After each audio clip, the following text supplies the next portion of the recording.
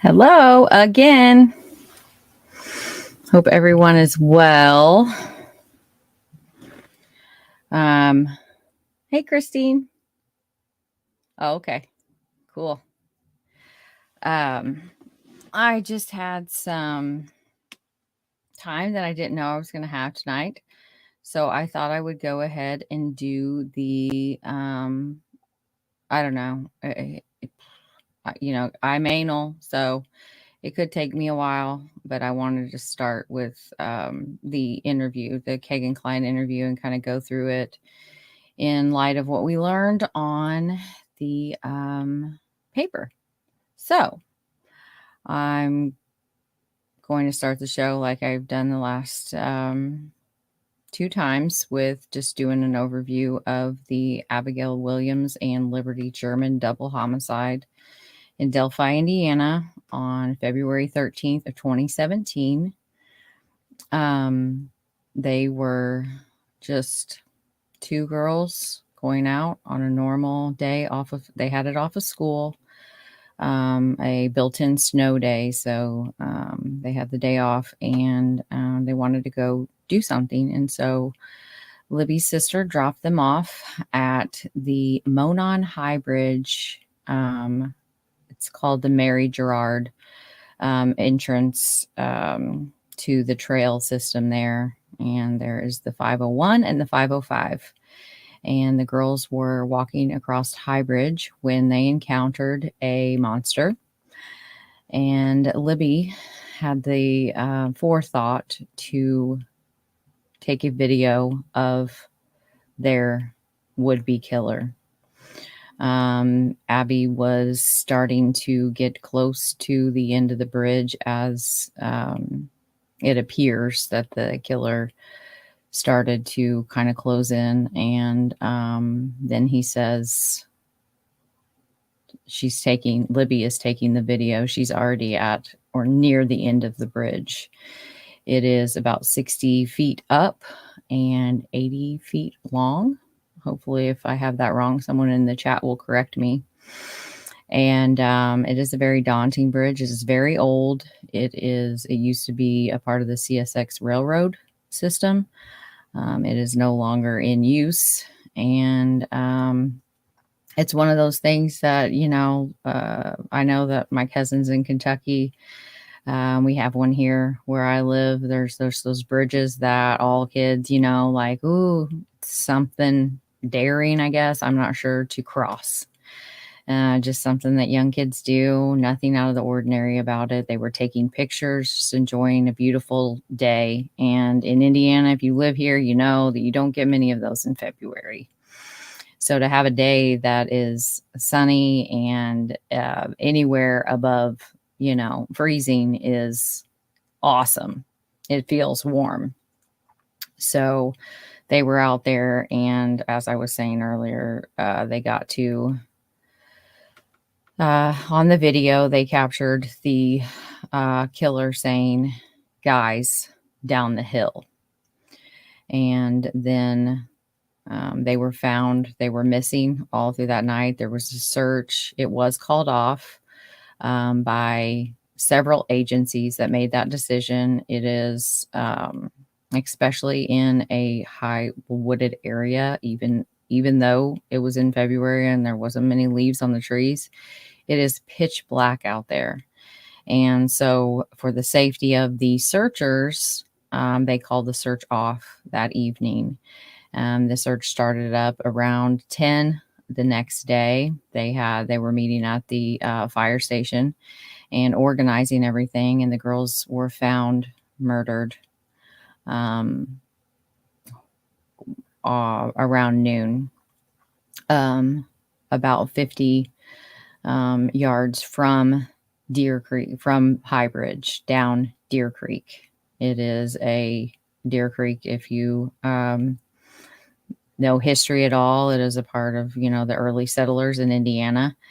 And James Whitcomb Riley, I think I have his name right, the famous poet, on the banks of Deer Creek. That is where that comes from. And Delphi is a small, quaint town. It is idyllic for the most part. You can drive down a country road in Delphi, and if someone's out mowing their grass, they're going to wave at you. When you see someone in town, they're going to be polite and, hey, hi, since the murders, obviously that has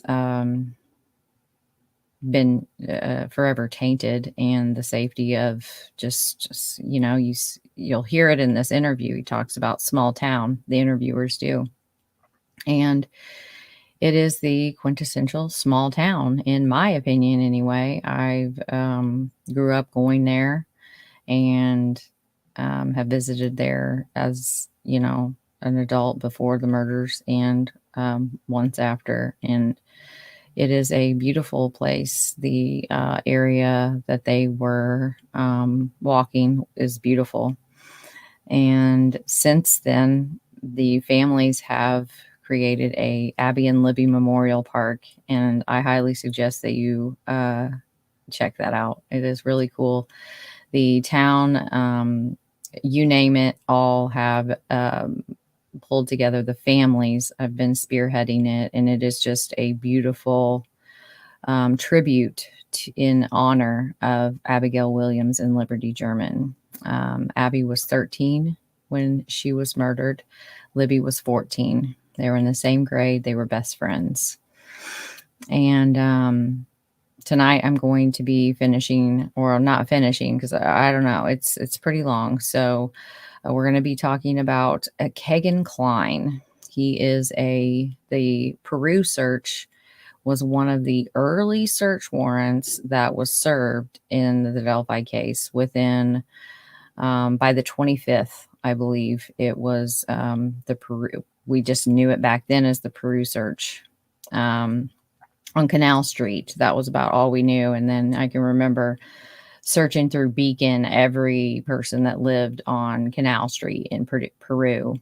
I would love to find those. They're on my old phone, and just to see if, I'm sure that I have the screenshot. I screenshotted every single one of them, but I don't recall either of their names. Kegan Kline lived with his father, and since then, in 2020, he was arrested on 30 charges of child exploitation and all different types of crimes in the C-SPAN category. So there have, of late, it has been a whirlwind of information. The Murder Sheet podcast has been uncovering things left and right, pretty much on a weekly basis for at least a few months now. More than that, I'm terrible with time. And some of the, like this week's was, or last week's, I should say, there was a bunch of hullabaloo about there was going to be an arrest in the case, and that did not come to fruition, unfortunately. And I hope that the day is soon. And but Kegan Kline is a real piece of work. He's just fits the categories of all of what we learned over the last two installments of this little series I've been doing. He really just fits the mold of the of a serial killer. You can put serial, and follow it with some kind of criminality after that. But yeah, it's been they've been searching the Wabash. I think it's been over 5 weeks.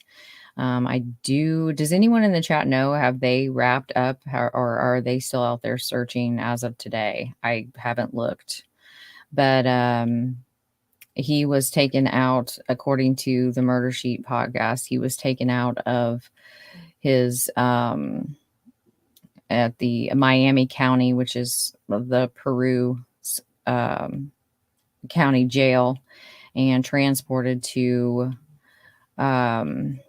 Oh, what is that called? I just had the name in my head and it's gone. It's an Air Force base in Cass and it crosses over between Cass and Miami County. And they took him there. And there's also, and what is to believe to be that he has told them where some type of evidence can be found in the Wabash River that is basically within a very short bicycle ride or from their home and minutes of a drive over one of the bridges there in Peru that they have been systematically searching for 5 weeks, and hopefully they find. I was told that it is the murder weapon that they're looking for, which I mean makes sense. And that would be why the metal detectors would be used. So just want to take a minute before we get started to say hi to the chat. Hey Lake, hey Crime, who's your cold cases? Charismatically clever. Glad you guys are all here tonight. And thank you for being members. Chemo Sabi, Grissom, thank you so much, Grissom. Annie, hi. I think I just saw a message from you today that you're a new subscriber. So welcome to the channel. I'm glad you got to be in the live. Christine, Angel Bear, Polygraph, Chaotic Beauty and Crime. Hello. Reach into my soul and pull it. It won't hurt. Today I got my Abby Libby t-shirts in the mail. Oh, I would love to have one of those. They're really nice. Awesome. I need to do that. I need to order. Zooter15, cool name. Hello. I saw True Crime Recliner in here earlier. Hi, Grandma Sherry. Glad you're here. Oh, yes. Go vote for my good friend Chaotic Beauty and Crime on the Face of Horror. And I have to do my vote. So maybe we could do it together. Max votes soon. Max votes.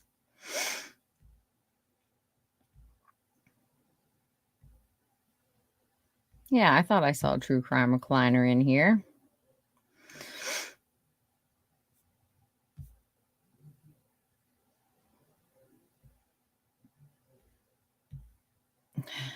Watched Elvis today.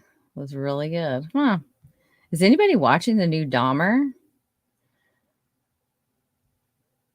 CJK, hello. I think I saw you in Kristen's chat last night, so I'm glad you're here.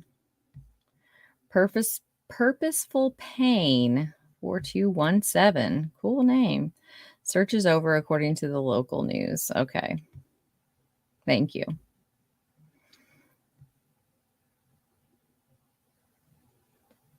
Now I have purple velvet hanger, so now I have to transfer all my clothes over. Listening and kind of watching the chat, but also dissecting my closet. That sounds fun. I love to organize stuff. Yeah, where can we buy the Abby and Libby shirts? Because I would definitely love to have one. It was, wasn't it? It was really good. It was creepy. I'm not finished with it. I just keep getting sidetracked. I have family in town for 2 whole weeks. My sister and her family. So my little nephew's here. So great. So I have not been watching much TV. Did you? I figured. Yeah, he is really good. I mean, it's crazy how good he is.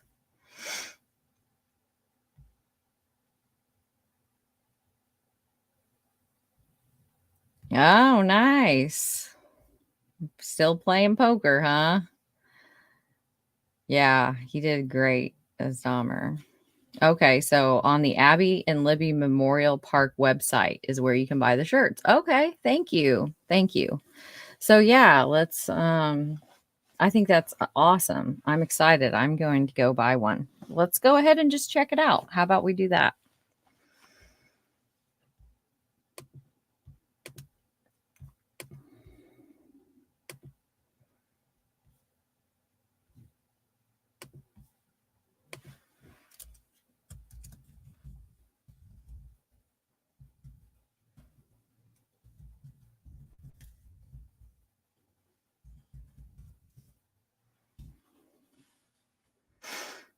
Let's see.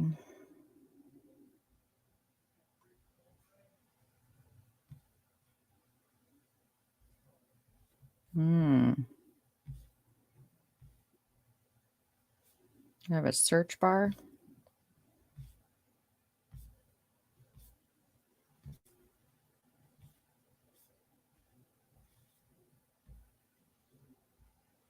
Ah, here we are. So, oh my gosh, they're really cool.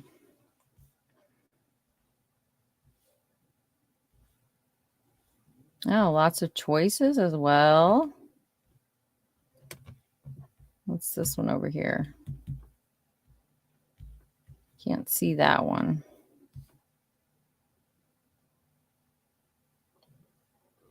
Oh, that's pretty.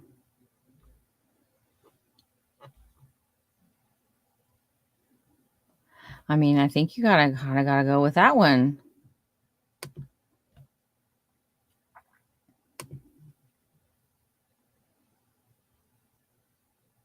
Okay, so it looks like you can just check right out. You can use PayPal, so that would be convenient if I could use PayPal. So they're $20. Awesome.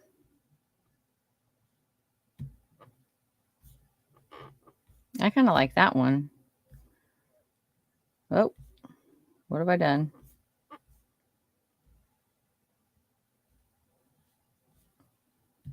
I don't think I tried to do that.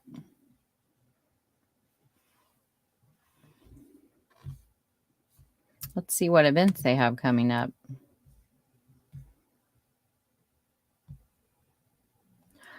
Hard music for hard times. Friday. Nope, that's over.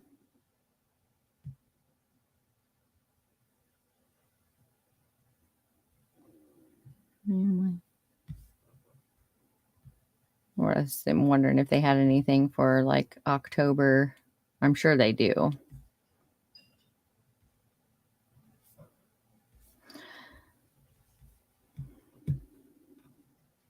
But yeah, this is Abby that I talked about earlier. Abby was an 8th grader at Delphi Community Middle School, where she played saxophone in the school band and was on the volleyball team. She had attended several area churches with her family. She enjoyed reading and had a big reading counts number in her language arts class. She loved to camp and swim and loved being outdoors. She liked riding ATVs with her family on camping trips to Michigan. She loved all animals, especially her cat Bongo. She enjoyed photography and art, drawing, and creating little masterpieces that decorated her mother's home. She and her good friend Libby were excited and looking forward to planning their next 4 years of school together. She would have celebrated her 14th birthday on the 23rd of June. In honor, I don't know. In honor of Abby's love for the outdoors and the arts, our plans for a band shell and two playgrounds will allow children in future years to enjoy the same things she did. That's awesome. Liberty German was 14 years old and an 8th grader at Delphi Community Middle School. She was involved in several school and recreational sports, including softball, soccer, volleyball, and swimming. She loved art, photography, and playing the saxophone in the school band. Her free time was spent going on adventures with her older sister, spending time doing family activities and hanging with her many friends. She loved going to Florida on school breaks and trying new things. Libby and Abby were excited to start their adventure of high school together, and she was going to complete compete against her sister on the swim team. February 13, 2017, it all changed. In honor of Abby and Libby's love for the outdoors, adventure sports, and the arts, a memorial park is being built. It includes a band shell, 2 playgrounds, 3 softball fields, and walking trail, which will allow children and parents in future years to enjoy the many things the girls did. This is a prime example of a family that is dealt the worst hand. There is nothing under the sun that is worse than losing a child. Losing a child to murder, even worse. Hold on just one second.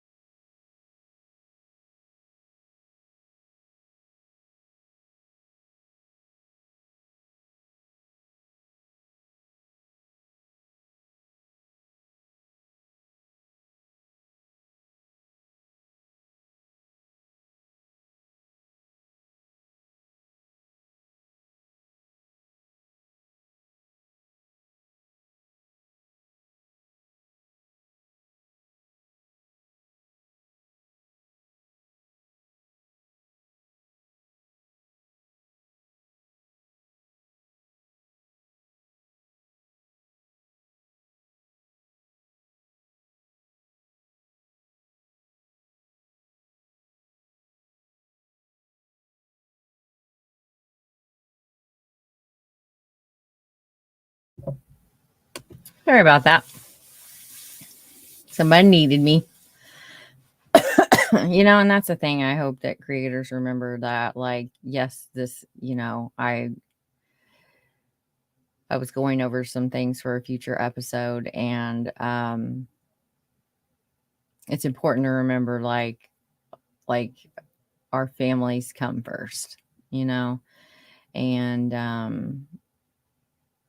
if you have to pause a show in order to answer your child's question or to handle something in your house, then you do it. We're here because 2 parents, 2 families, 2 siblings, and friends, they don't ever get that opportunity again with Abby and Libby. And it's important to not take those days for granted, and to put that first, because of why we are here. It's even more important. I know so many times we get, you see the forest for the trees, so to say, and we forget the most important things because we're too busy weeding through the trees of life. And the bigger picture is usually where you'll find your center of gravity, your point that everything else should be balanced around, and that's family. And yeah. Oh, thank you, Crime. All right, let's go back and yeah, so such beautiful tribute to 2 absolutely beautiful souls inside and out. You can donate. There is how you can help. So yeah, this is how you can help. So this is really cool. Ooh, I like that one. Wonder what it says.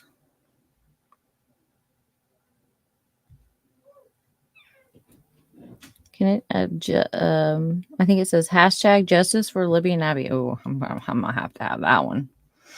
Only 4 left in the large and small. Yeah, I like that one a lot. I like this one too, and obviously this one's super cool.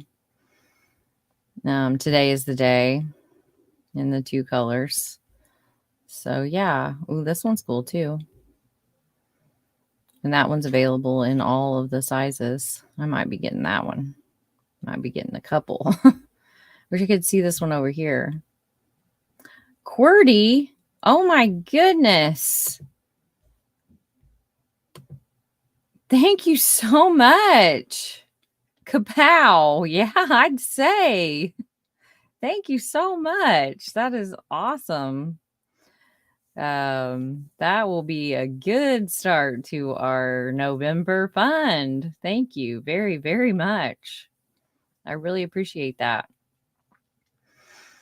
Oh, you have? Oh, that's awesome. Both families were working the concession stands. That is pretty amazing. That is really amazing. Yes, please hit the like, hit the subscribe, and share.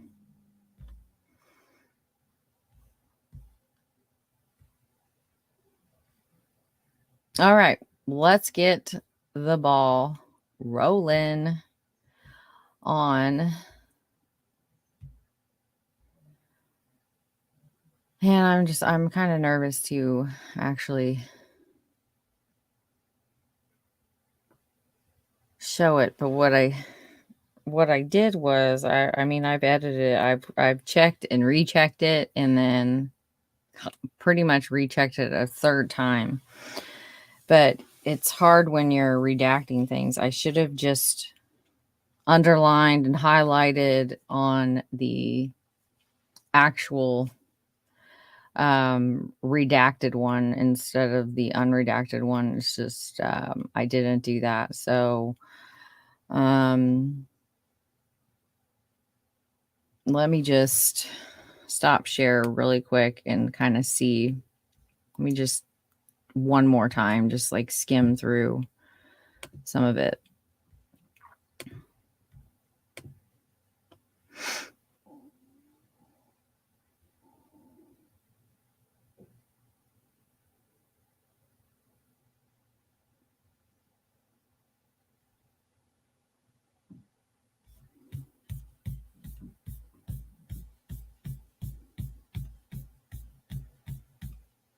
Oh my goodness, it took me all the way back down to the bottom.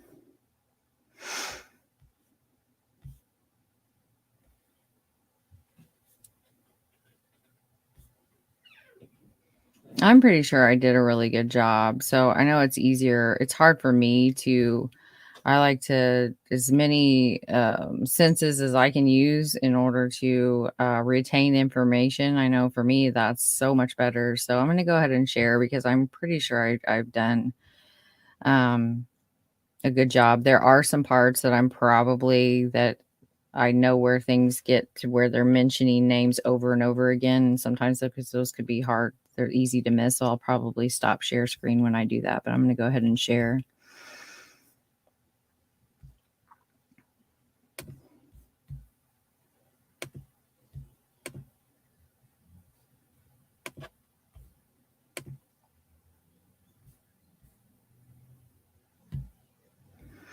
Okay. So, just getting,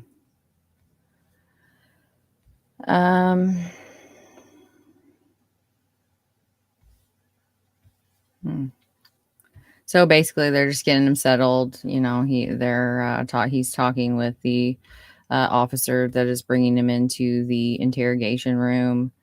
Just one of the things that I had highlighted was just, how they're talking and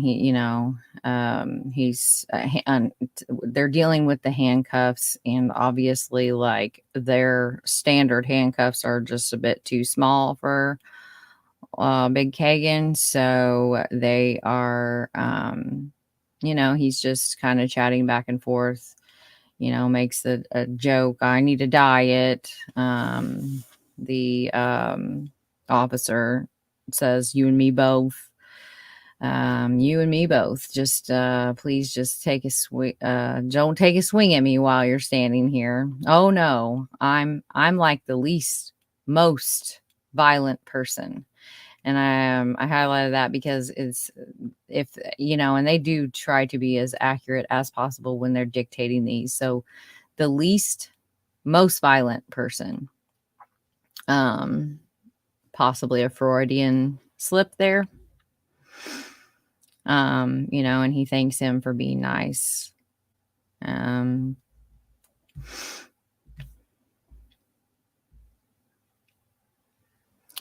date that this was done on was August 19th of 2020 at about 3:41 in the afternoon. These are his list of, so he's basically being, you know, like he is under arrest. You're hereby commanded to arrest Kegan A. Kline forthwith and hold that person to bail in the amount of no bond in Miami County. And child exploitation, possession, they range from level 5, 4, 2, all the way to level 2 felonies. And no, wait, I shouldn't say that. I don't know if there was any, if they were all level 5 felonies, which I find just atrocious. That anything to do with children is, to me, like, yeah, felony 1 in Indiana is reserved for murder, and the most heinous acts, felony 2 is rape, and you know, a lot of drug things can be in the felony 2. Felony 3, you know, same thing. But domestic violence is usually in the well, domestic used to be a criminal misdemeanor, which I find appalling, absolutely appalling, because let's face it, like most of our murders are domestic homicides. And to not put our children up there in the level 3, 2 felony offense is just, I don't understand it. I don't understand it. Felony 6 is 6 years, you know, like average of 6 years. Like, no, I think that's a felony 5. I mean, it's just, I don't understand it. I don't understand why they are not, in my opinion, rehabilitation for anyone that has committed a crime against a child is it's just not possible. It's just not. It's not. So we're finding out that he has had previous interviews in the past, and so one of the investigators, detectives, says, you understand what's going on now. Obviously, you have a problem, you know, after he's read him all of this that he is charged with. And old Kegan says, so like I told that, I can't remember her name. She was like, that I don't know, something with the child division. All those are old videos when I was underage. No. And the investigator says, and I can tell you were not underage at that time. He says, all of the underage girls I talked to, I was definitely underage for any of those pictures that I got from them. Now, remember, he's been interviewed several times, so he's just like blatantly like, but I want you to notice the pattern of what I've highlighted. You know, I was definitely underage. And then later it's like, yeah, okay, I wasn't. I definitely didn't do that. And then later on he says, I didn't. More importantly, I want you to notice all of the times that, you know, he's not dumb. He's not dumb. And the way that he is able to answer without answering is pretty evident as we read through this. And then he finally says, yeah. Dismissive, you know, like, yeah. And a few of those charges, can I see that again so I can ask? So he's asserting, like, if you see, you got a picture of this in this room, and he's like, we don't know the affect, we don't know like the cadence and all the different things, the things that you would pick up on if you were able to view it. But he doesn't seem to be a shy, demure, like he seems, he's seems well spoken. There is a lot of but I feel like they're purposeful. And as we unfold this, you'll start to see why.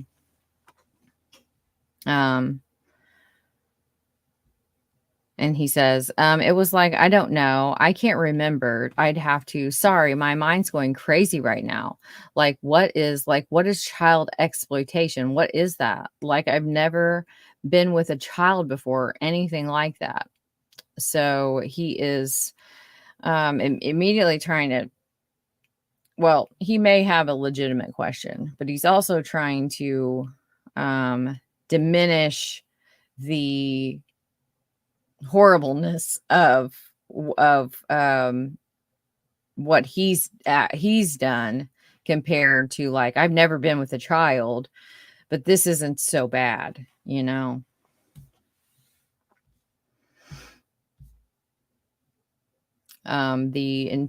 interrogator says, and I'm assuming problem like that does not just overnight correct itself. And he says, no, you're right. I moved to Las Vegas and I tried to like completely change my life. And yeah. And then, fell on hard times, not having a good job and stuff. So I had to move back. But yeah, I mean, I haven't done any of those stuff since then. That was a real wake up call. So again, he's up here acting like he doesn't know what's, what all am I being charged with? Because, like, I thought that was kind of over. Like, I talked to that lady, like, we're good. And like, he's just, that's all in his past.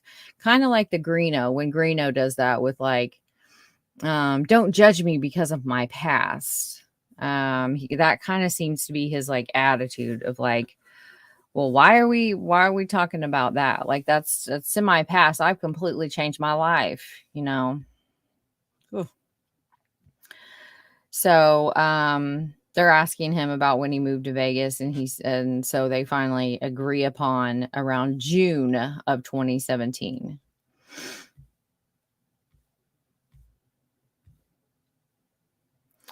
And then the detective Vito, it says, what caused you to move back?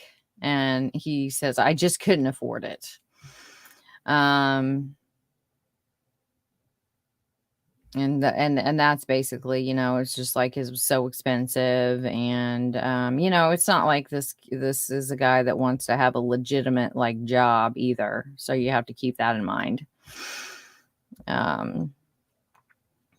Your original interview, I mean, obviously you said it was a problem that you had. And he says, oh yeah, definitely. I mean, I never really had a problem with the police ever in my life. Then he says, I got arrested when I was like, I think was like 16, going into 16. And I mean, it was over nothing. And it was like his mom grounded him because he was at a friend's house and he didn't text her, which I don't know. Having a little trouble believing that one. So the questionnaire asks, as for the child pornography stuff, I mean, you just stopped? Oh yeah, definitely. Well, I mean, when I realized like how serious it is, like, so when he realized that he could he was caught and he could get in trouble. And he says, you don't think about it when you're talking to 16 and 17-year-old girls. And then you realize when that knock comes at your door, like, hey, shit's not a joke. I mean, if you go back to what we read the other night, in light of that, of just the, they don't violence, like what that learned behavior that in the psychopathic logical mind, it's not that big of a deal to them because they don't have a normal interaction with the world around them. They don't have empathy, like they lack those things. So maybe that is a reason why he is minimizing this, and it's like maybe he just thinks it's not that big of a deal. And then he realizes, like, I guess it is a big deal. But if you hear him, like if you read through this whole thing, he just is very dismissive.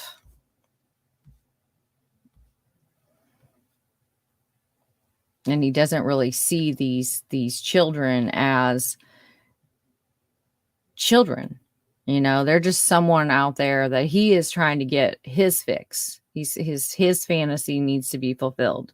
The lure, the like, oh, I got another one on the line, sending out all of these messages to all of these girls. And I believe that when you're reading through these and they start asking him about his job, and he's talking about the Dropbox and stuff, I think that he was selling this stuff. There's the Dropbox that he tries to deny that it's him, but it literally, we'll get to that.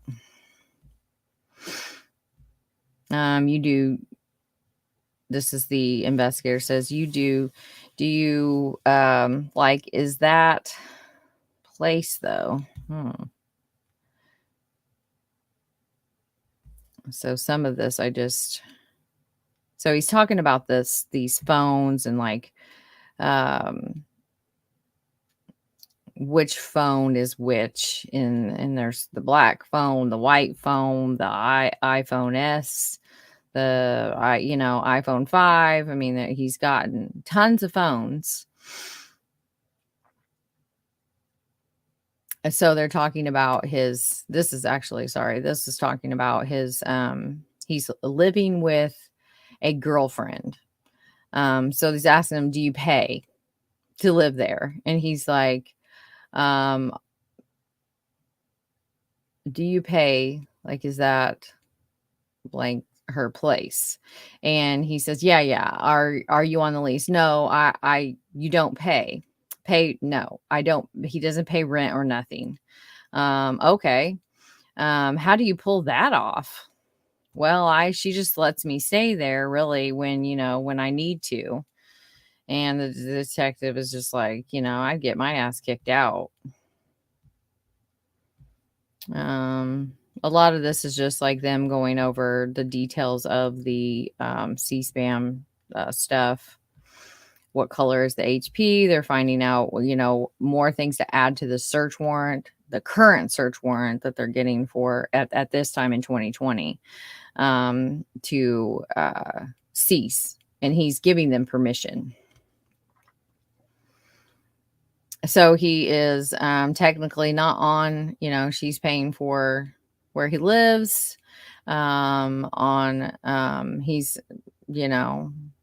not on a plan. He's on text now. And he just uses Wi-Fi wherever the Wi-Fi is. He has a Los Angeles phone number. And they're like, oh, did you spend time in LA? And he was like, yeah, really? Oh, yeah. How long? What did you do out there? Pretty much the same thing, really. The weed business. Yep. It's booming out there. I bet. It's crazy. Yeah. Do you have any old phones or anything like that? No. There. Anything like that there? No. What did you do with your old phone that you turned in? I sold it on eBay. So what did you do with your old phone that you turned in? So the phone, they must have given it back to him from 2017. And he sold it on eBay. Whoa. I wonder who got that thing.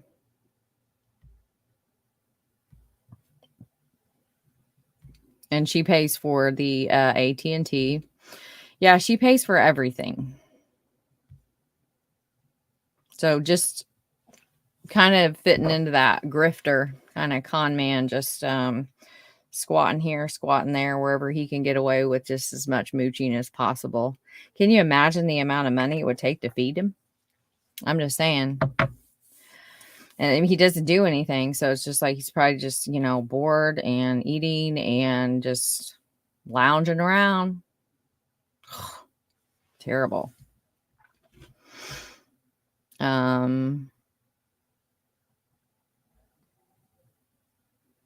This is like, here it is like almost once a week, almost.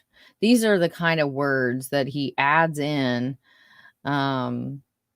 that make it to where it's not really a lie. It's a lie, but it's a lie, like what do you call those? My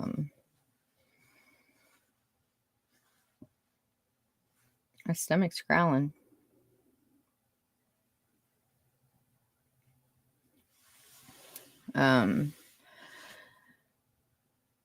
This is one, almost, or no, I never really stayed in LA. So now we're finding out that no, he didn't really live there.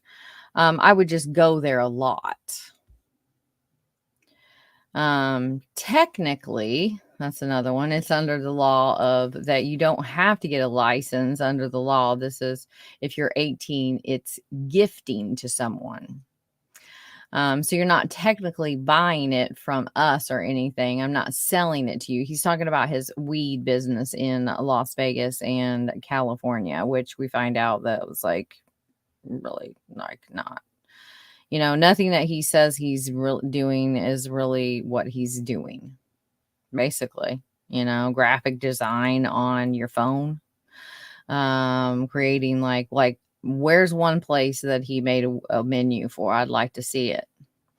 You buy a monthly subscription and get that every month as like a gift. That's another example of it.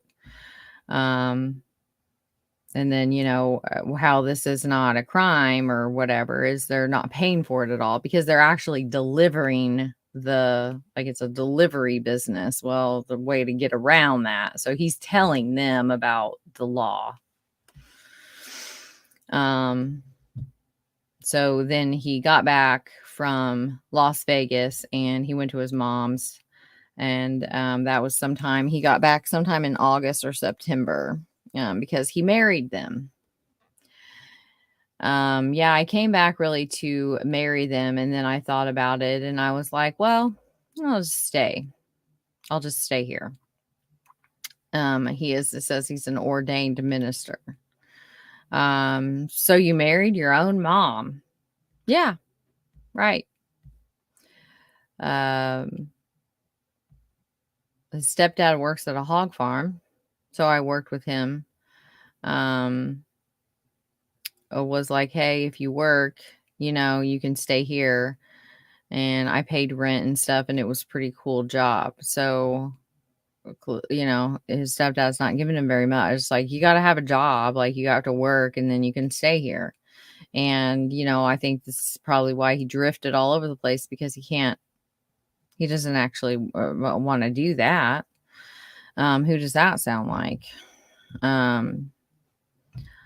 I done like 2 or 3 in Nevada, and then I did hers.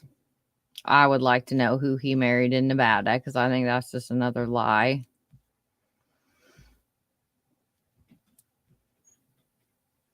And so they're asking him like, where do you stay in? And he's like, well, really, I just started living, sleeping with friends and stuff and then staying at whenever I could. And that is friend, we'll just call him D. About a year is what he's thinking that he stay with him. He's real wishy-washy on narrowing down anything. Like if you go through this thing, it's just over and over and over again.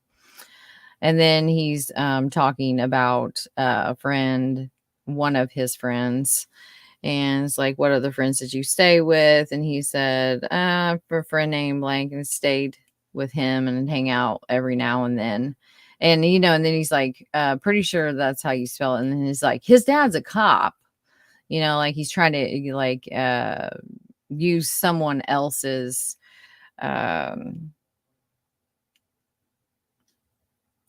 Man, I am sorry. I'm struggling with words. And I forgot my water. Um, what is that when you try to use someone else's accolades to make yourself look better? When, it's like, what? So, like, why are you throwing that in? It's like, oh, like, I don't know. So he's not working. Are you still working? Currently, I'm not. No. I've been trying, but I do graphic design and stuff. Yeah. Um, and he does it on his phone using Canva. Yeah, I would like to see it. I would like to see one place where he, designed a website or did a menu, like all these things that he claims. Yeah, because, a lot of places would shut down because, like, what I'd want to do, see, like, what I'd want to do. This is what he wants to do, but did he actually do it? Like, is this how you talk about something that you actually do? Like, I'd want to um do this for like mom and pop businesses. So it's basically just letting you know with this little slip here that he doesn't do it.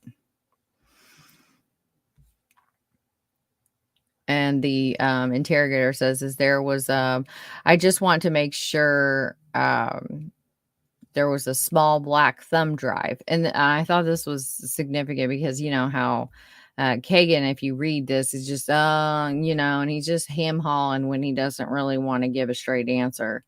And never saying like yes and no's, really, no definitives. It's just like, yeah, yeah. Yeah, you could say that, all of those. And a Dell computer, and he immediately comes back and he says, "That's for the Wi-Fi." Is that for the Wi-Fi? Wi-Fi, yeah. But it's, it'll say right on there, Wi-Fi or whatever in the back of it. The thumb drive? Yeah. And the computer, yeah. Is that yours then too? The it looks like a thumb. It's just goes in the USB. Okay, but yeah, that's yours. Yeah. Oh yeah, that's for the Wi-Fi for the computer. So they add this USB drive to the search warrant.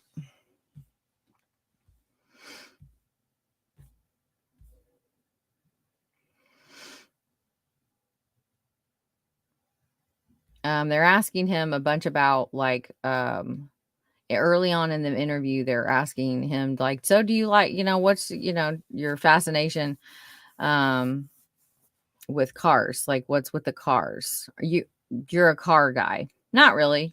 Not really. So I kind of grew up you grew up having to be? Yeah, pretty much. Why's that? I don't know. He has this fascination with work cars. So he's talking about his father. So he'll buy a work car and then like he'll customize it. 2 years later, he'll just get rid of it. The car we have now is getting worked on. It was one of his work cars. He just gave it to us. And it was his dad works at Chrysler. And he was driving a 98 Grand Am at the time of this interview.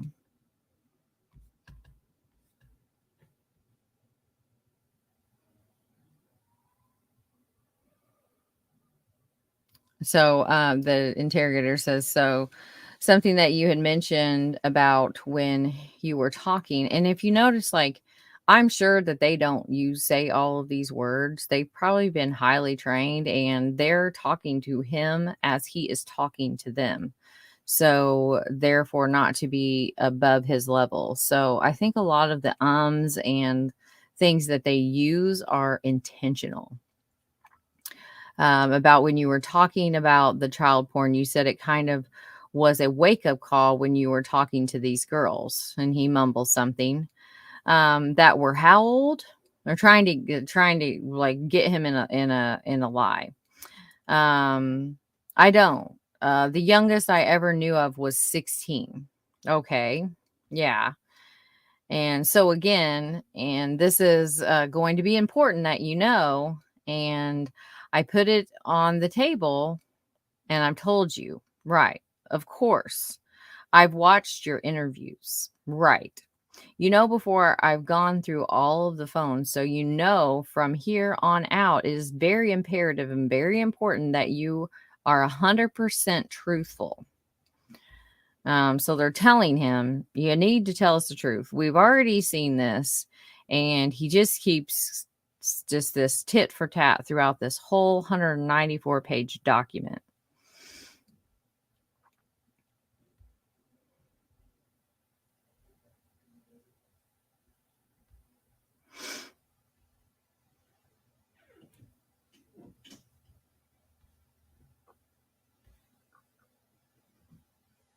So here he is. This is just, these things kind of come up later of like where they start to catch him in things.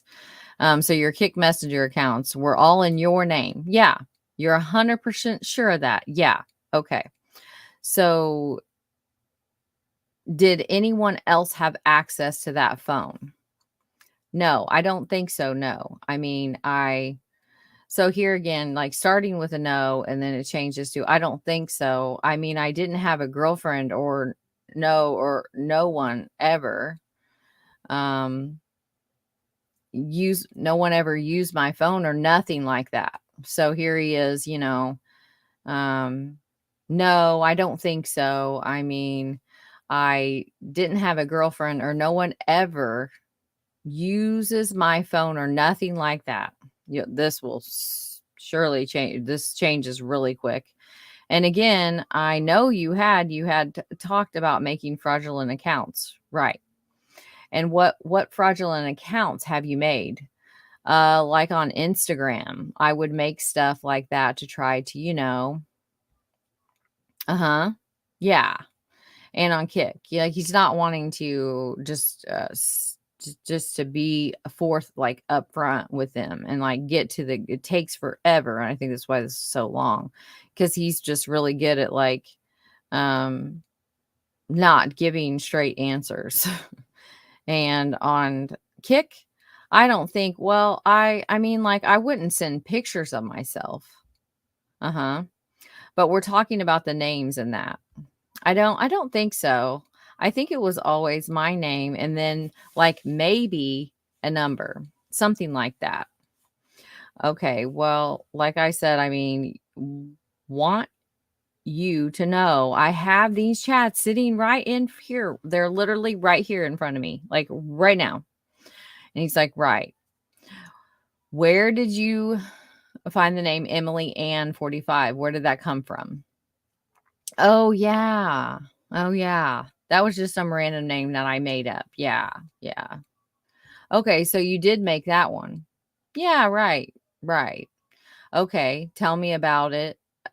And again, I know you remember these things. Okay. Like I know you remember these things. And he's like, I really, and he just hem haws and like, so, and I need you to be honest, and he's just like, yeah, you know, this is, because I mean, the line is, it doesn't do us any good, right? I'm not lying. And he's not because of in his mind, he's not because he's using those almost maybes. I don't think so. I don't remember. Becomes a theme of this freaking interview. And then it's like, it's been how long? This is pretty big. And he's like, how many years? The persona that you built for Emily, man, I mean, it is, and he's like, what do you mean? As in, talking to other girls and talking to other people. I mean, Emily Ann obviously had a story behind her, right? Does that make sense? No, I don't know what you mean by that. No. What do you mean a story? He knows full well. Well, we'll go through that first since it's right here. It's right here. We're looking at it. So this is the chat on 5/15/2016 through 5/17/2016. And this is between Emily Ann and another person. I don't want to read this out loud. I'll pause it on here and you can read it while I go find my cup. I will be right back.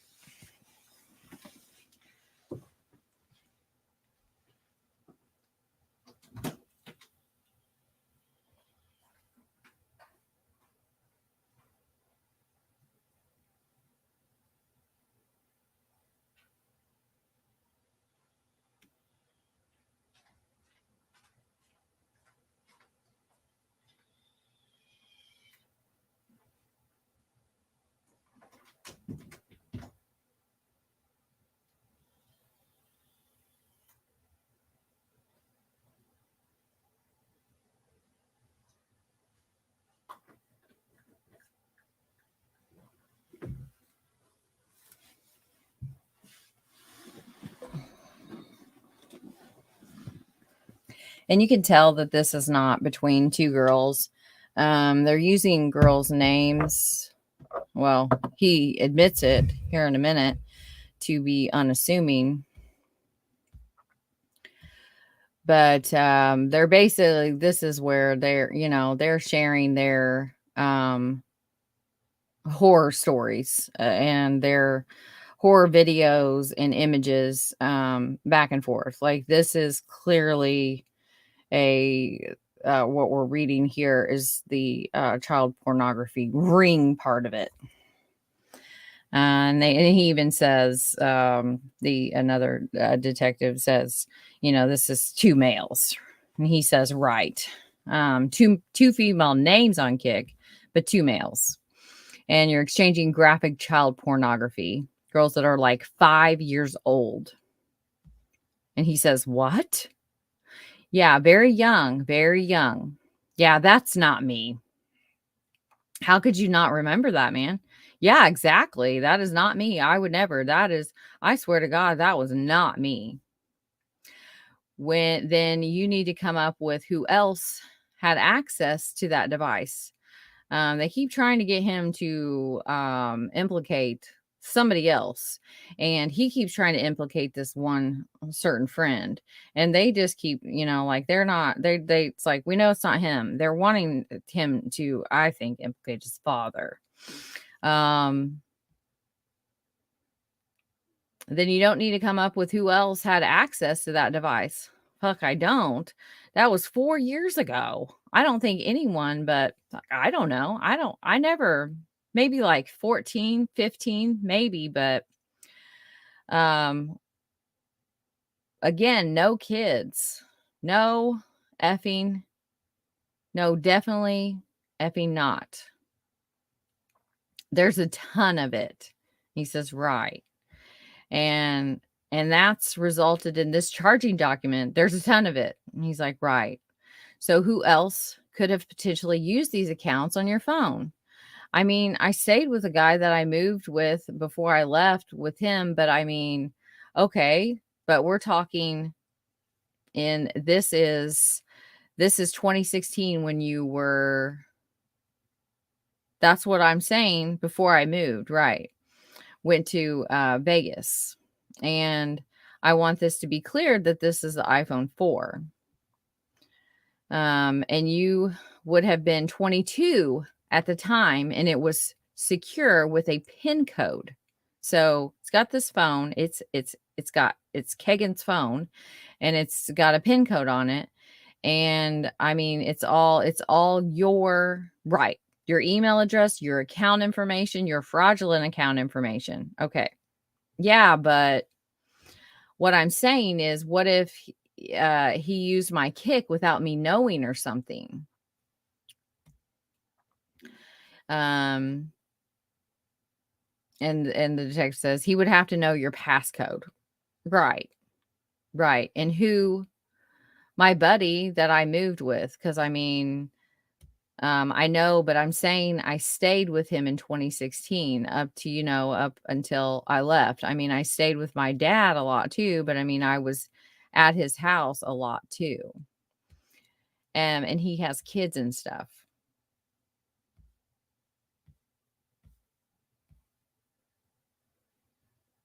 So what if he was using my phone? That's what he's trying to say. And then the detective says, but he would have needed your password to do that. Which that ain't no big deal. I give my password to a lot of people. Who else have you given your passcode to? So they're trying to narrow, get him to like who? I mean, he was my roommate. You said a lot of. So you said a lot of people. Who else? His friend that lived with us would stay with us. His friend that lived with him, like he would let her use his phone too. Like who? No, come on. This is a kid that even just by reading the other probable cause, like he's not away from his phone. I, I mean, he's got a bunch of them though. But now he's like, just this girl that lives with him. And they're trying to remind him of his polygraph. And there's so many times in here where it's just like, I can't remember. I don't know. It was so long ago. Like who's going to remember this kind of stuff just over and over and over again. But you, from your Dropbox account on your phone, we have started one of the largest child pornography investigations ever undertaken in the state of Indiana.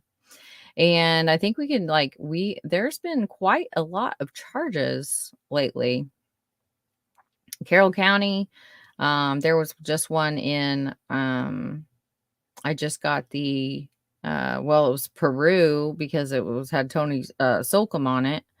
And so, another molester that was taken down. There's been a couple, like 2 in Carroll County in just this last week, 1 in Miami County.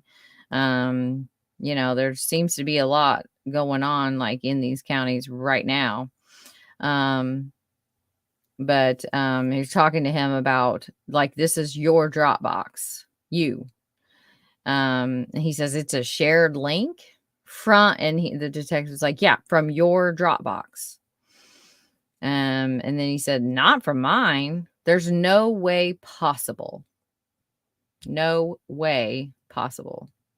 It's way possible. No. There's no way possible. The detective says, do you not have a Dropbox? Now you're saying I have a Dropbox, not that I would send nudes and shit through. No?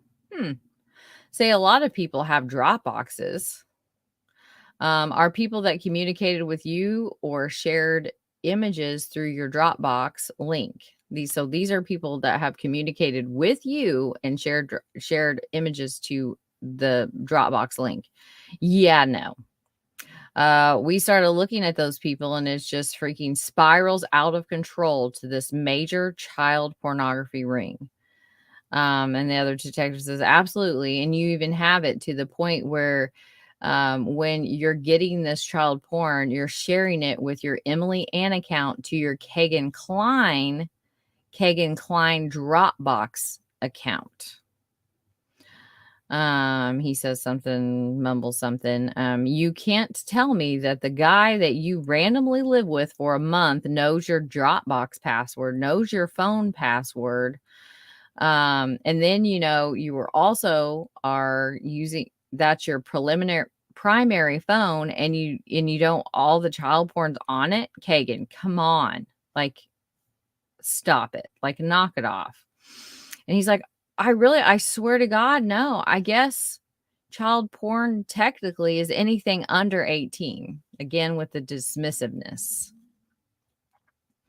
But yeah, no kids like that ever. You can show me anything you want. That doesn't mean that was me doing it.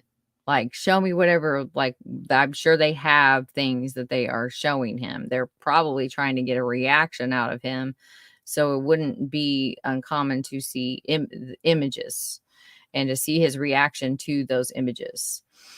Okay, that happened. I mean, that's probably happened to a lot of people. That doesn't mean that. No, it doesn't happen. It doesn't just happen. Okay, someone shoots someone, and then there was with the person that happens a lot, and then they get charged for it, and they say that they killed them. That doesn't mean that they killed them. Interesting. Yeah, that's what we asked you initially. Is there anyone else that had access to your phones and you told uh right, but you told me little kids and shit. I've never done that. So you're saying obviously is someone's doing that. Your story changes. Okay, I understand. Yeah, of course it does because I never did effing stuff with little kids and stuff like that. The detective said, there's a lot of stuff with little kids. Okay, that's not me, is what I'm saying, though. And we're asking you if it's not you. I swear, like, as we go through this, like, some of this will make sense of why these things stuck out to me. That's why I'm saying he's the only person I was around, and that's what I'm saying. So he's again talking about this friend that he went to Vegas with. Okay, so that would be like, that. Let's go from here then. So who else has access to your phones from 2016? That's it to now. Just him. Only him? Yeah.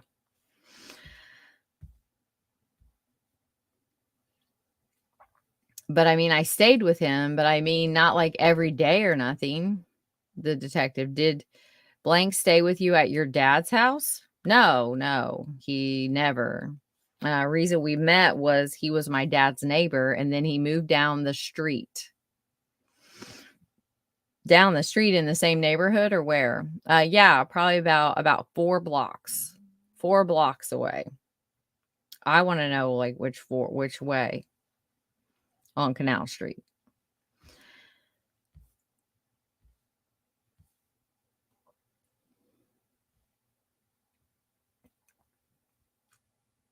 So the detective is saying, and again, you, have to understand that I know you do. You're a tech savvy person, okay? The phones collected GPS data, like, 'cause and if I was doing that, I would not have VPN blockers and stuff like that, you know what I mean? I would not. So he's basically saying I would have VPN. So he, um knows his way around a computer, but obviously there are some things that whoever was doing those searches in Vegas um, wasn't too sure of. Well, I'm telling you right now that it's connected to the house that you lived at with your dad. Right. Not in Vegas with the friend. Right. And you just said he wasn't there. I mean, he's been to my dad's. He hasn't stayed in my house. And so he's basically trying to like going back and forth. And it's like, so you'd have to believe that this friend came over and would just randomly like take his phone to the bathroom or just like right there, but like, hey, let me use your phone. And he would just go back and forth because like the one that you guys read up there, like we're talking like back and forth consistently without pause for 45 minutes or so, like clearly, you know. And then he's like, we just take drugs a lot. And so he's basically just trying to say like he's in a drugged out stupor and like his friend just did all this crazy stuff. Please. Detective, you know you're right. You're a bright guy, dude. There's no doubt. I would say most of the time you're probably the smartest guy in the room. And I think that that's, you know, like I think he is smart and I think like his way to just kind of play dumb and not give straightforward answers and to keep them all straight. There are times that he slips, especially later on in the interview.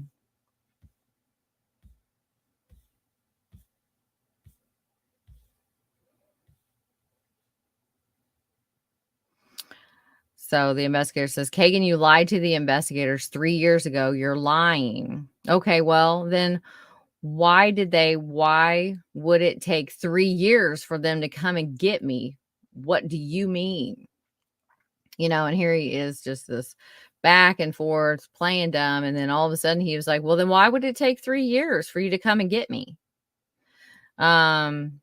And the detective says, you don't understand. That doesn't, he says, why would it take you 3 years to come and get me? That doesn't make any sense.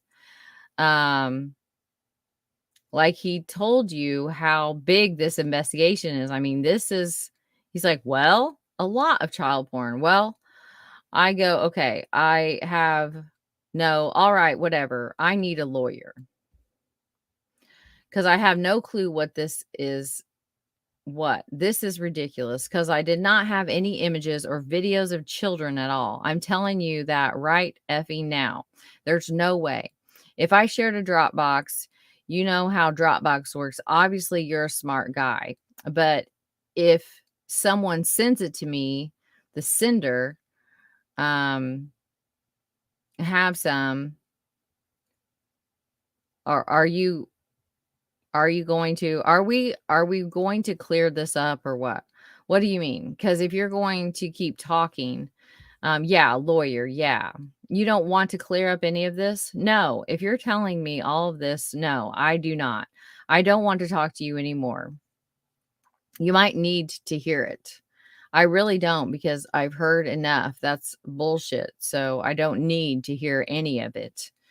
And you don't understand, and you understand the charges that you're going to jail with right now. Yep. Okay.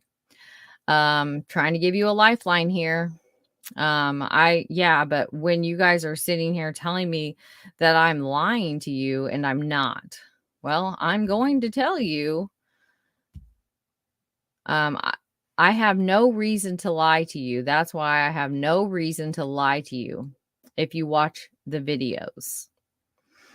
And then he does agree, like they it carries on, and they ask him again, and he decides to talk. Like, then he says, killing 2 girls, that's what they said to me. They tried to say that I failed a polygraph and that I did it, me or my dad. So you understand how I kind of have like a presence where, like, wow, these guys are bullshit artists. You get where I'm coming from? And then, and they go back and forth and they kind of calm him down, and eventually they just decide to say, okay, well, then Anthony Schatz did it. And he like agrees to that. Oh, like we're just going to pretend like Anthony Schatz isn't you. Like, I can't wink. Sorry. I don't even know why I tried to do that right there.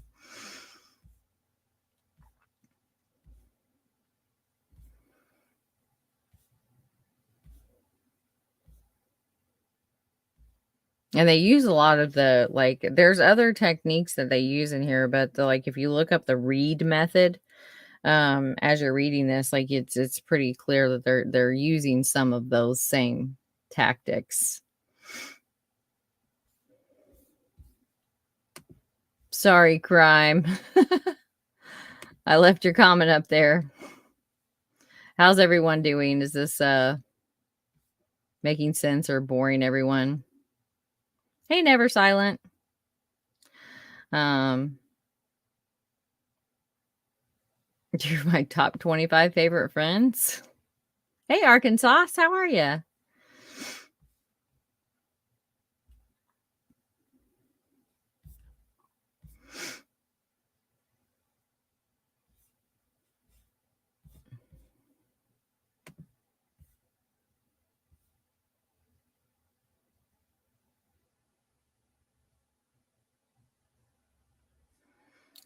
So he's telling him with this is the detective. Let's go back to Snapchat, which everyone thinks that deletes stuff, but stuff does get recovered.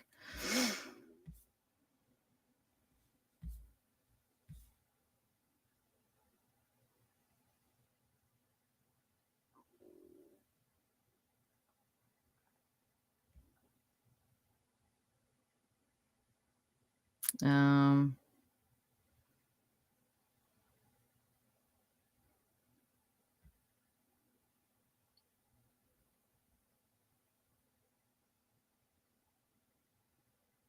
so there's another phone that I guess we'll just read this. I don't know why I have this underlined. These are things that he's looking up, which was that you found in Vegas. So he's got a Samsung Galaxy 5S that he's found in Vegas. Yeah, is that a rental car? Yeah, rental car. Just in that little time that you had that phone, I mean, which was 2 days, I think you had the phone somewhere like that. Couple days, however long you were there. Yeah, a couple days. The web history that was recovered on there, I didn't even use that phone. Well, you had factory reset it. Right. Once you had it, and then the timestamps from that after the factory reset, which again had it was named Kline Photography, which he has a YouTube named Kline Photography as well. And it's him, and had not his dad or anyone else. It's him. Had or your email accounts on it, including Emily Ann and the Kegan Kline at Hotmail. The web searches where and it lists these that he's Googling. Image, it was a collage of images, and it was Caucasian, and they're 7 to 10 years old. It's just horrible stuff. And then it goes into some of the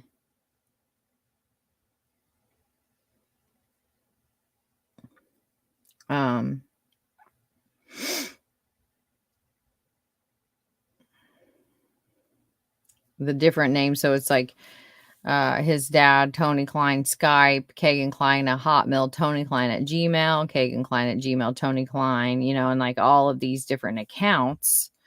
And then, so he mentions, and he says, photos of Sandy Hook bodies.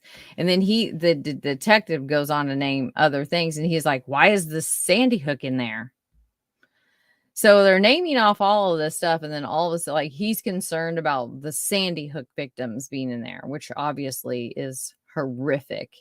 But here, like, why is that here? Because it's in your search history. Yeah, but that's not. And he stops himself. And it's like, because all the other stuff is related to his nasty C-spam. What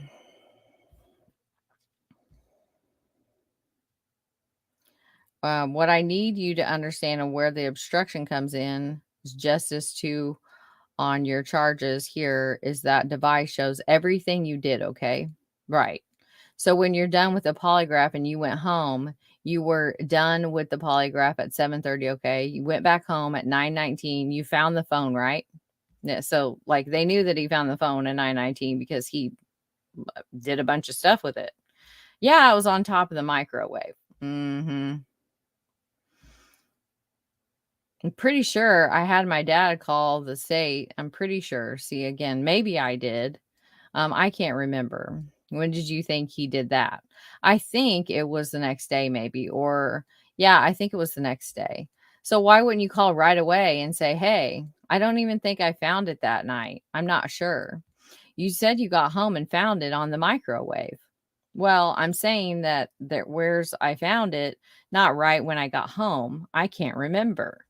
Just all these places where he gives himself these wiggle rooms, like, to get out of it. And he'll call him out on, no, I didn't actually say that. You see a lot of those in this interview too.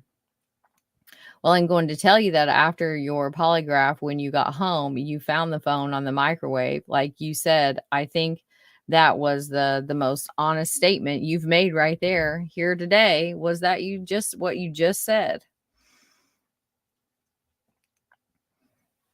You went home, you found the phone on the microwave, and at 9:19, you uninstalled Snapchat and you deleted it from the phone.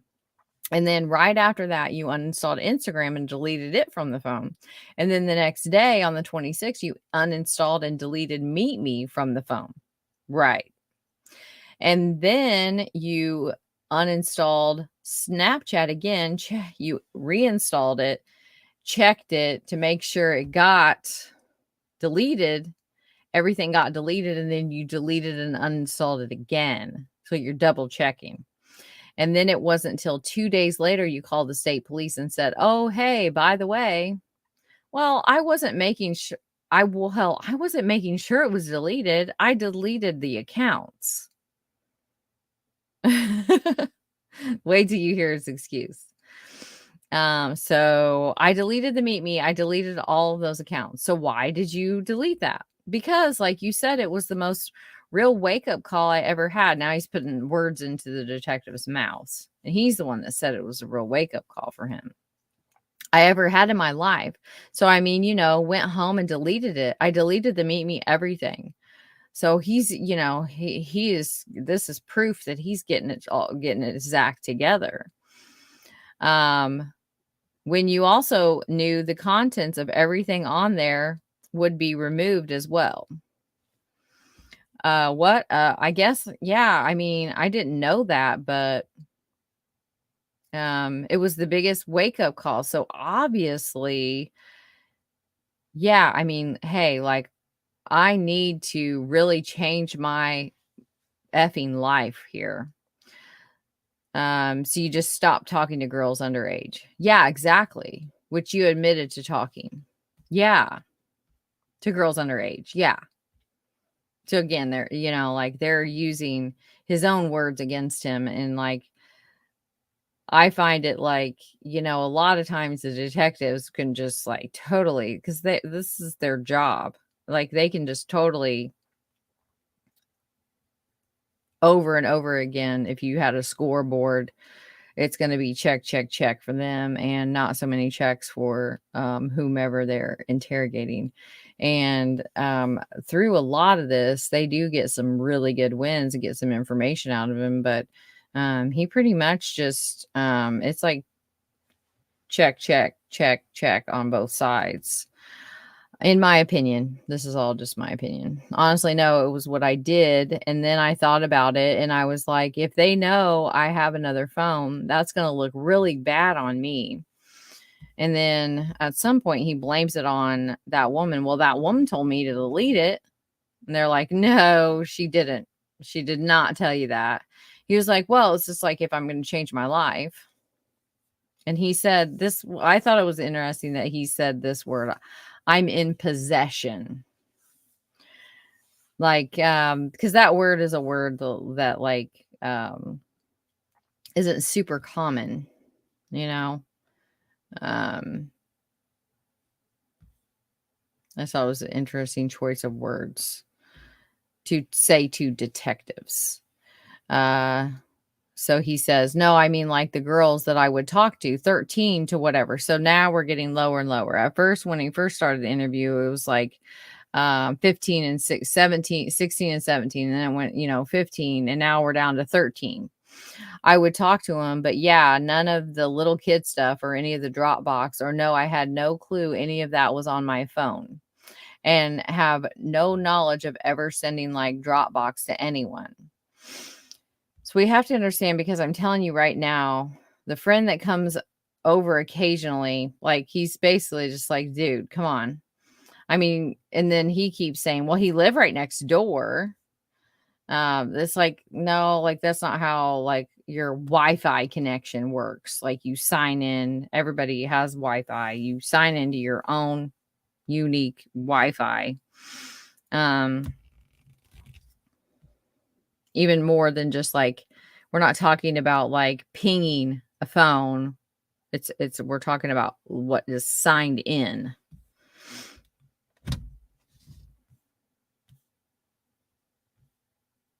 He says, why would I give them my phone knowing that, though?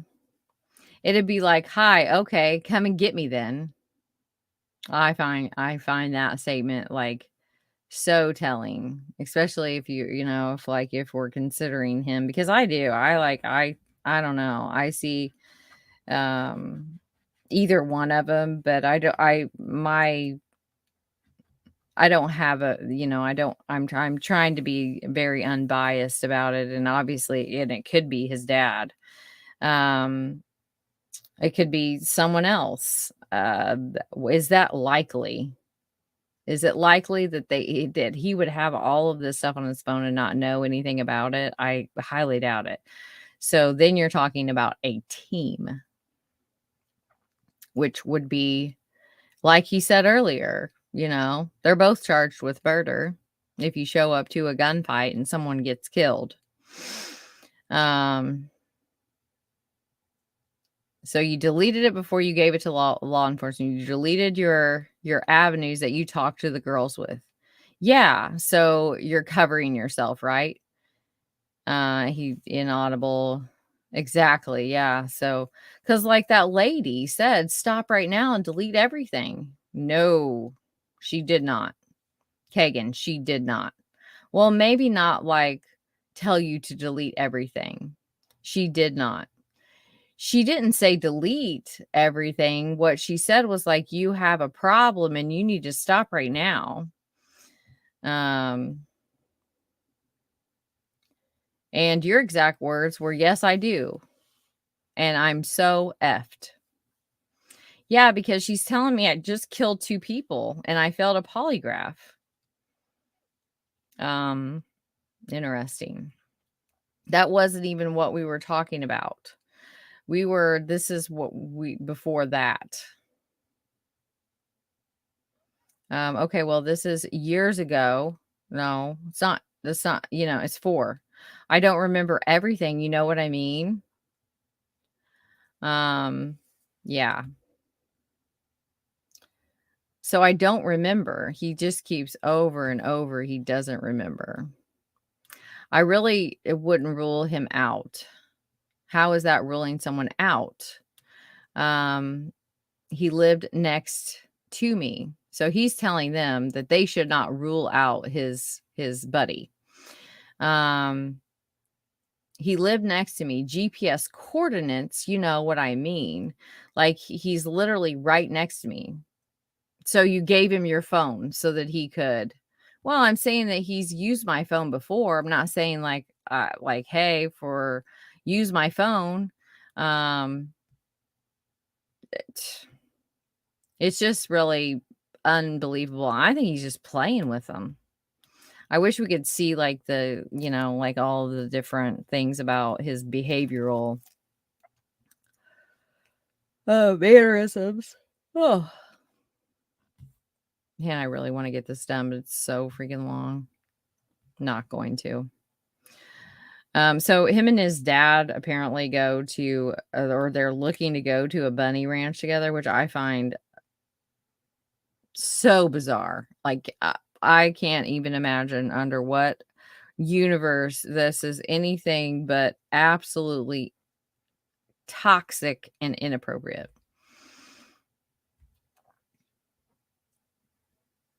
And he says, you guys had looked at going to the bunny ranch. So they're trying to get him basically to like say like he sent his dad or him and his dad did this stuff together. And he keeps absolutely nope, doesn't put this on his dad at all. And I find there's some I don't want to say, so I won't, but I definitely find it interesting and privately, like I would say, but as to the why, like why doesn't he?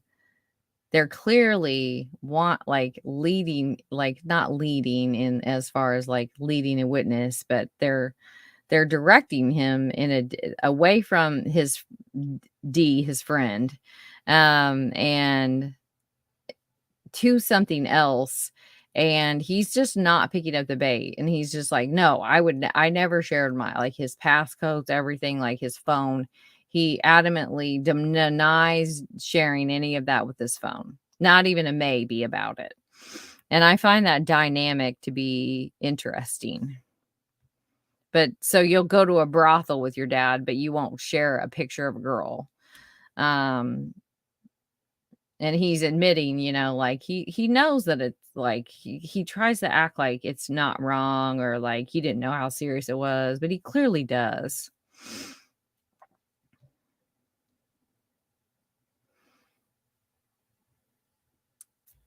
Um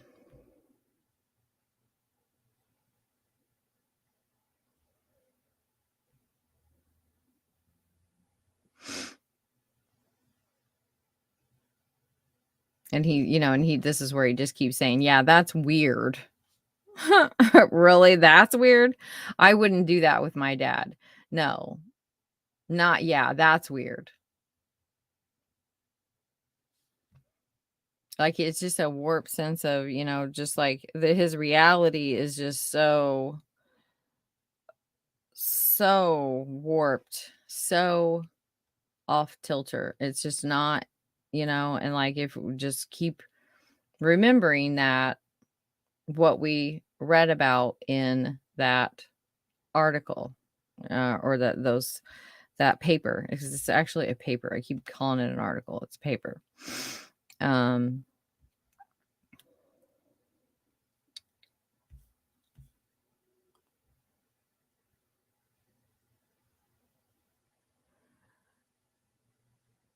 yeah, but nah, I don't know. We never really had that. I don't know. Again, just a bunch of I don't knows. So why would some of his account information that was on the same be on the same phones? Because of Chrysler, like I did his work and stuff like for his work and stuff like that. That's what he keeps saying that he had his dad's all of his dad's information was because he worked on his dad's stuff because his dad wasn't very tech savvy. It is Skype. Oh, sorry. On and the phone? Yeah, I don't know what the Skype login. I'm not sure. That could be like maybe he used it. I don't know. Maybe he talked with my cousin on there or something. I'm not sure. Okay, so dad did have access to your phones and used them. No, I mean like you just said that here's my phone. It's not like he would be like take my phone and never use it. Right. Right. So similar to what you would do with D, you'd say here. Right. Yeah, yeah. So it still doesn't explain how this person is signing into all of these accounts if it's not him. And then he says, "Oh, no, my dad wouldn't ever be allowed to do that. I wouldn't let my dad have my phone for long periods of time or nothing like that. He wouldn't give his dad his passcode." Um, so the detectives, help me understand this. I don't understand this. So you will give a friend complete 100%, 110% access to your phone and your accounts. No, I never said that. There it is. There's one of them. No, I never said that. And he didn't say that. Listen, you just did. I really didn't. And that's the thing about him is like, um, eh, he's smart. He's doing all this forgetfulness stuff on purpose. Did dad know your passcode? No. I got a straight answer out of him. Um,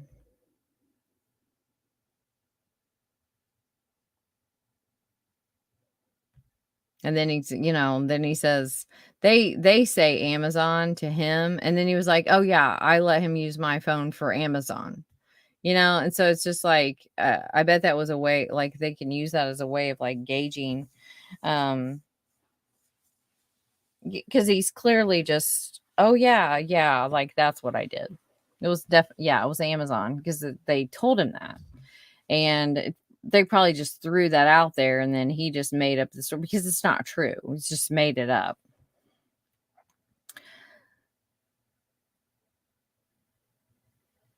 So you and your dad not have a good relationship?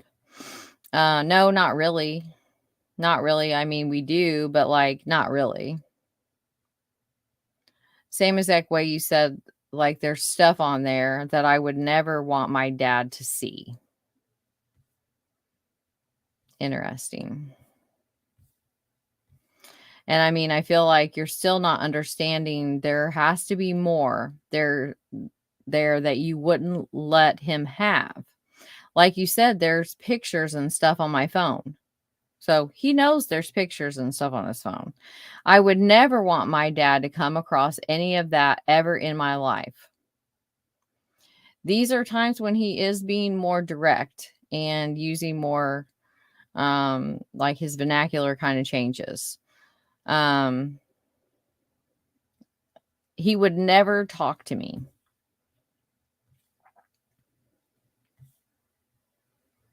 I mean, after this, I mean, he'll never talk to me again.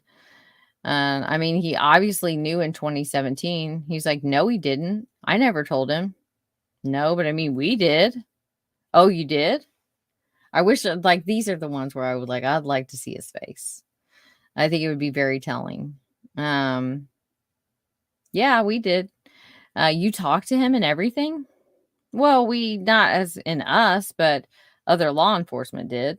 They even told you that they did before you left for your polygraph. She told you they just to let you know, we told your dad all of this, and you said, I don't remember her saying that. You said, so what? What was that conversation that like when you got home with dad after your polygraph?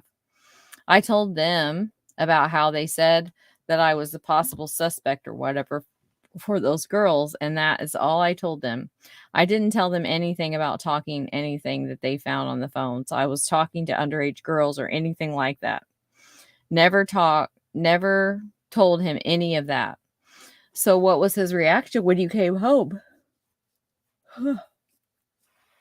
He was freaking out. I mean, he was crying. My grandpa was freaking out. I mean, like they raided my house, what I mean? Like that's really traumatic, like experience. You say your grandpa was there too when you got home? No, but he came over and he left like shortly before I got there. But so, I mean, there had to be a conversation there. What? Because dad knew. Yeah, I mean, I told him it was about the girls and they said I failed the polygraph or whatever. But he knew about you talking to underage girls too. Well, he never said anything to me. He never even brought that up. That's why I thought he never knew the whole time. Uh, okay, so imagine you are with your child and you find out, yeah, obviously there's going to be some big topics like you murdered two girls. But to believe that like they never talked about all of it, why is that? Like, why is that?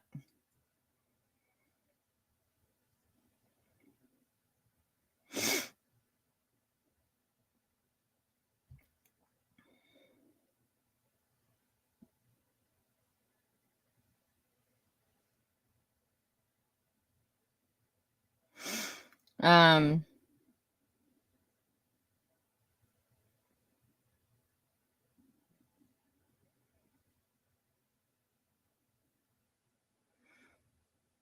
everybody's in, like you don't have to, you may be right. It's fine. But you don't, like you don't need to like keep saying it over and over again. I'm still going to do whatever the hell I want to do. Okay, Mike. Um,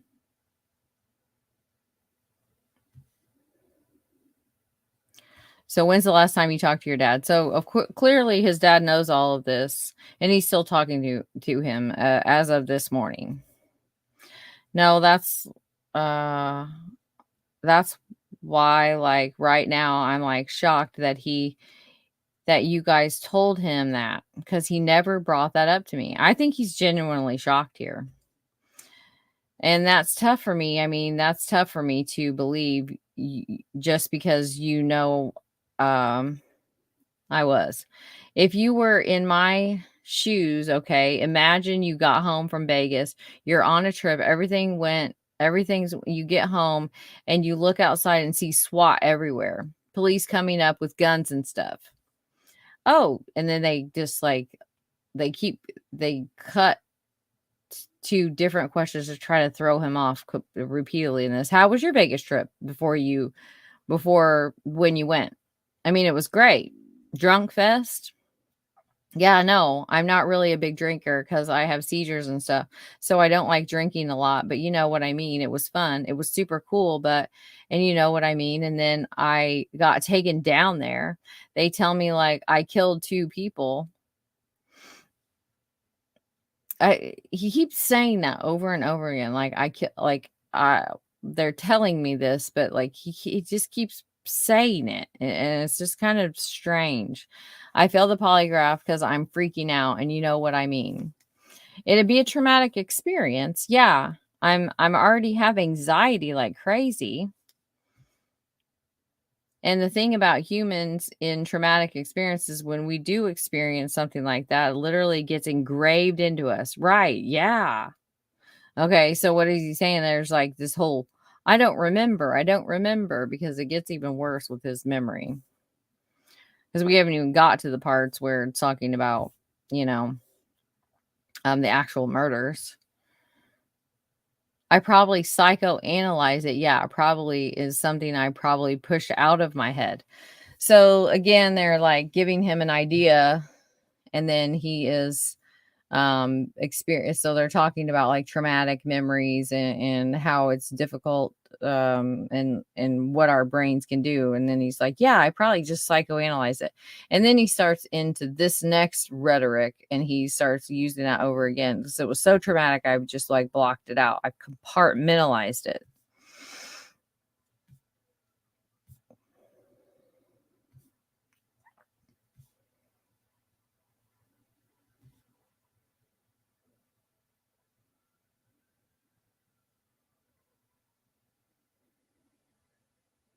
There was a point I definitely wanted to stop, and I think it's like right in here. Yeah. We're going to stop here.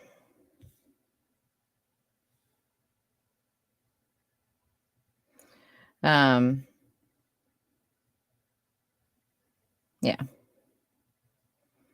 I can't read anymore. My voice is starting to hurt.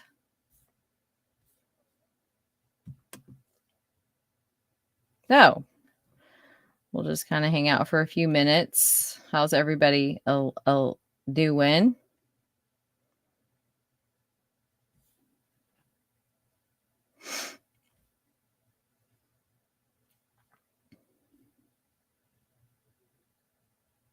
What happened, Chaotic?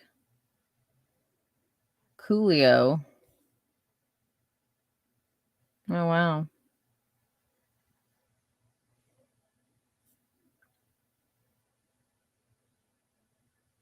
Hi, Christy Lynn. How are you? Delphi True Squad. How you doing?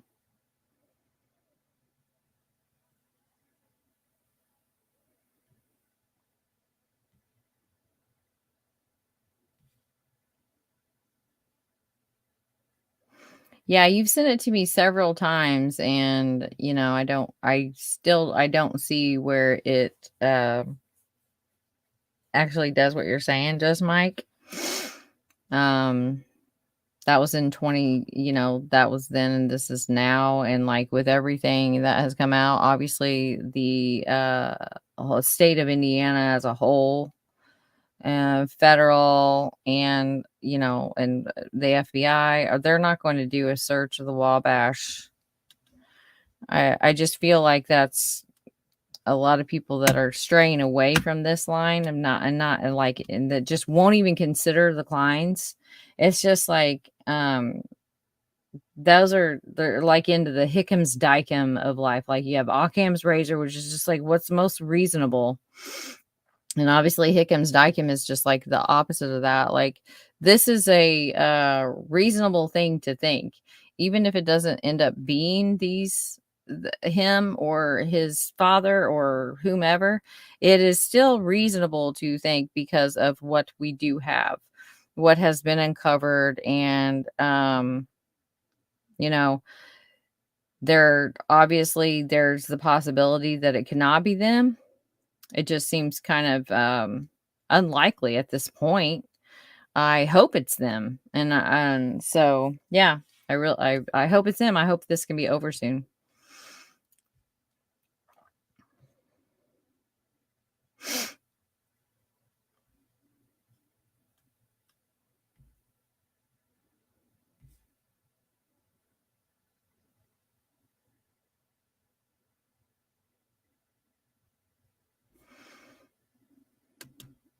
Please don't talk like that.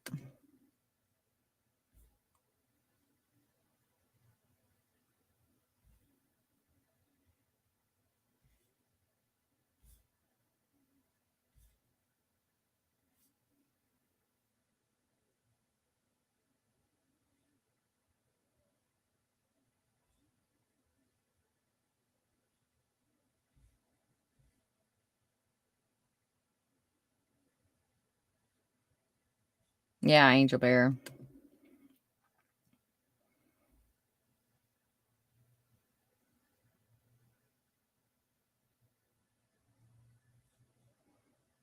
Is she still here?